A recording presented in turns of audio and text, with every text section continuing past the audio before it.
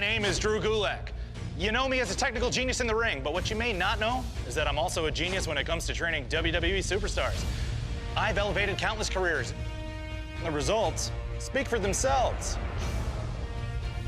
Today, I'm here to train you. You probably think you already know everything. But let me tell you, you don't.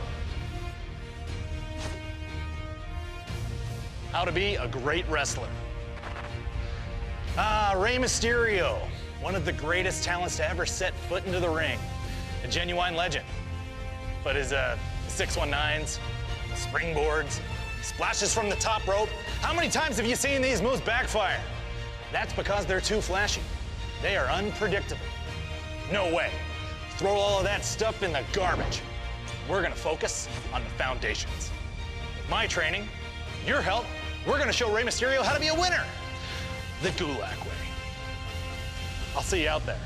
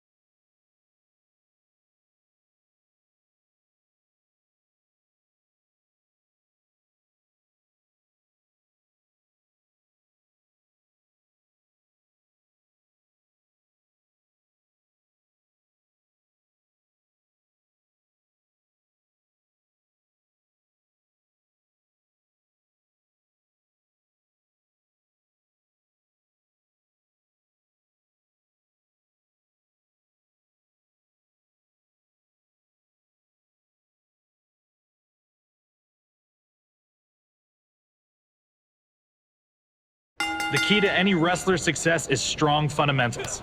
Nobody knows more about fundamentals than me, and I'm gonna teach you. Let's start with basic offense, strikes and grapples, and show some aggression.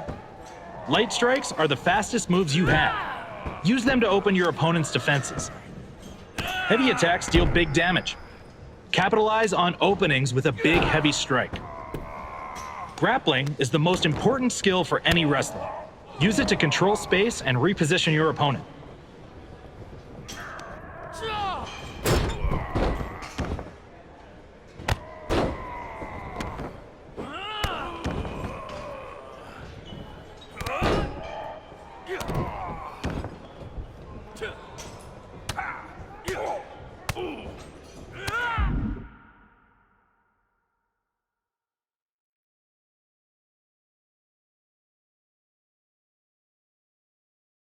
Hey, look at you. You can do the bare minimum. All right, on to the next section. Mix up your combos to stay one step ahead of your opponent.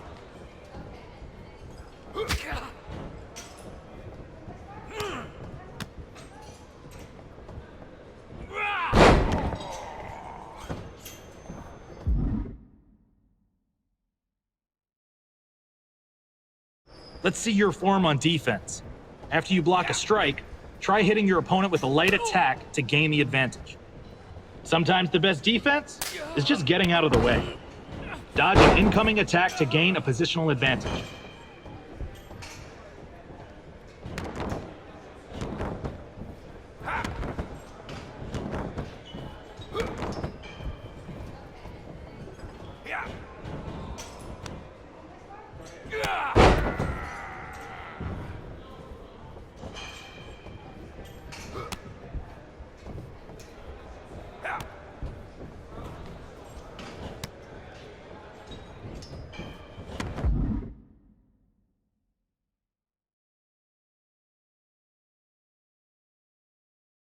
Reversals are all about timing. Try to reverse right before you get hit to counter it. Reversals have a small window of success, but they can change the momentum of a match in an instant.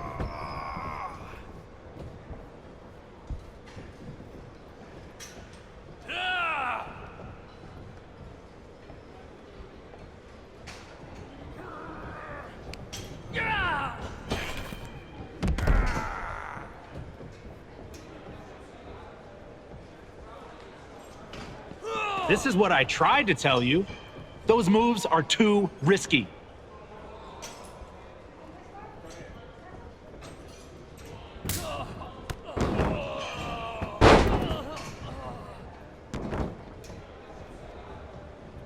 You will learn this one way or another.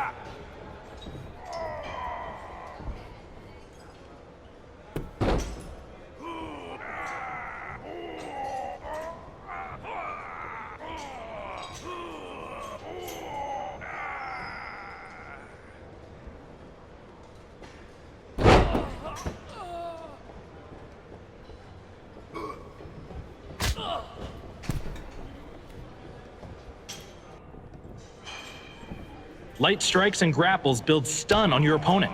If their stun meter fills completely, they can't counter your...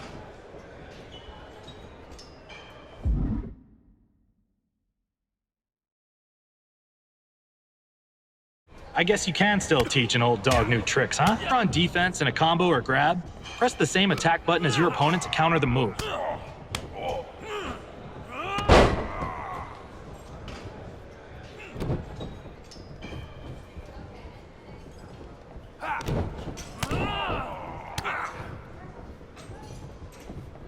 You can block strikes, but not grabs.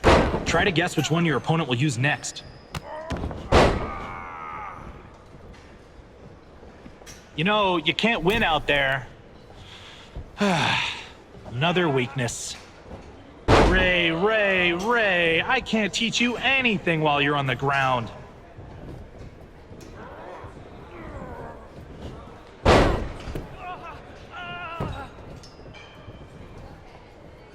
You may need flashy moves to win matches. Drew Gulak only needs a side headlock takeover.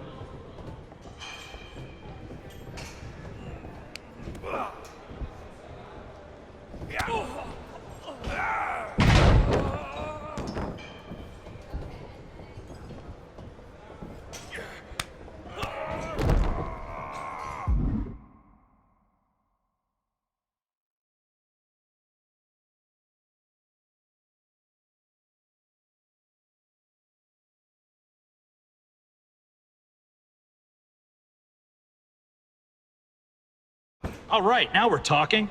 Now that you know the basics, let's simulate a real match.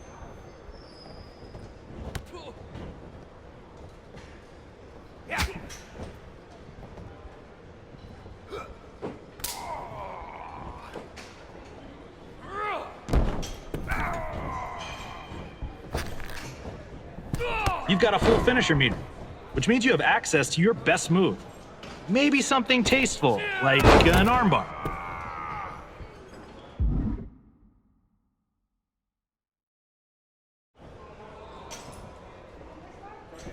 That was not part of our training. You can't do that. Ref, he's not allowed to do that.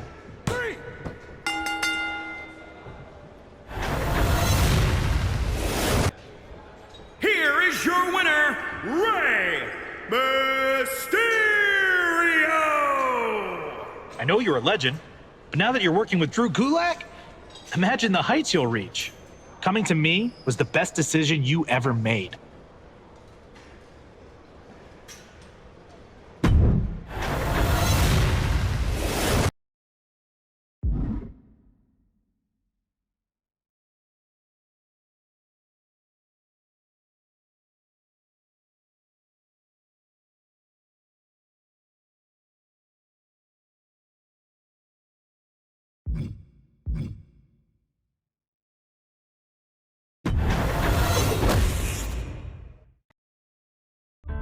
In a universe populated by monsters, giants, and larger-than-life beings, I was determined to find my own path to the top of the mountain in sports entertainment. I wasn't gifted with superhuman size or strength, but I did have an insatiable thirst to learn, the physical gifts to take to the air, and an uncle who was more than happy to give me the tools needed to become one of the greatest competitors to ever lace up a pair of boots. Starting my career in Mexico, I'd be known first as La Lagartija Verde, which means the green lizard, and Colibri, hummingbird.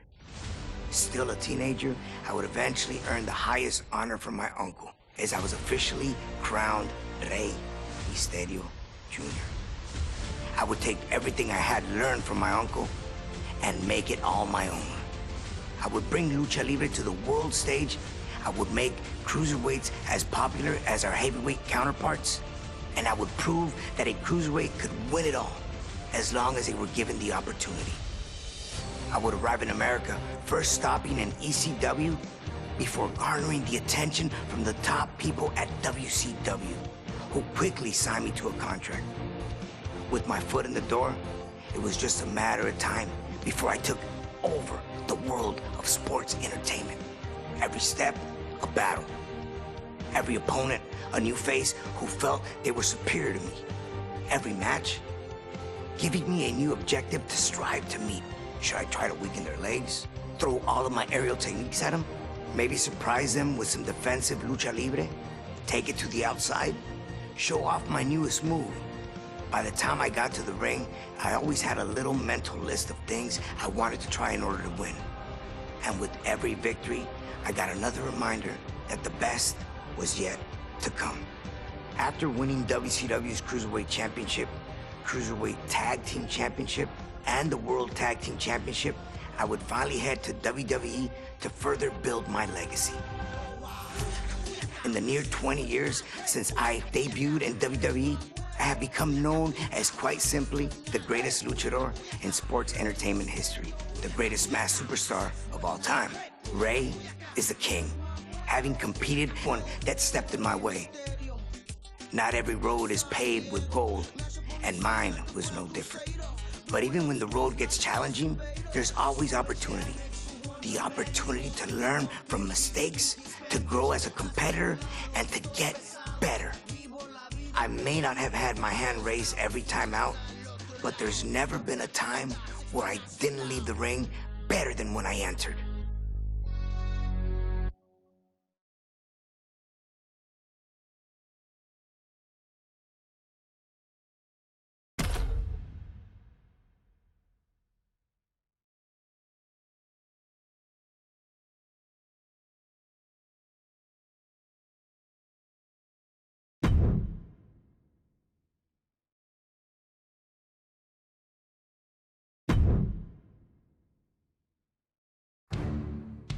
The memories behind the infamous match of Halloween Havoc 1997, which I truly believe is a match that put me on the map. I was a big fan of Eddie growing up, so to be able to forward all these years and then eventually share the ring with him was incredible. It was an honor for me to face one of the Guerreros. Overall, that match was highly important for me. The fact that I could become Cruiserweight Champion that night and defend my mask, not have to be unmasked. You know, that was something that was really in the back of my mind. I just didn't want to go through that.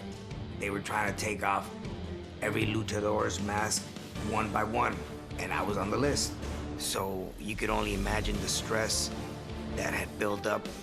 And for us luchadores, it's a very prized possession. You know, this is something that I've carried since 1992. We both know, Eddie and I, what the mask means to us that carry it. So he knew what was at stake. I would never give him the satisfaction of taking my mask. Never.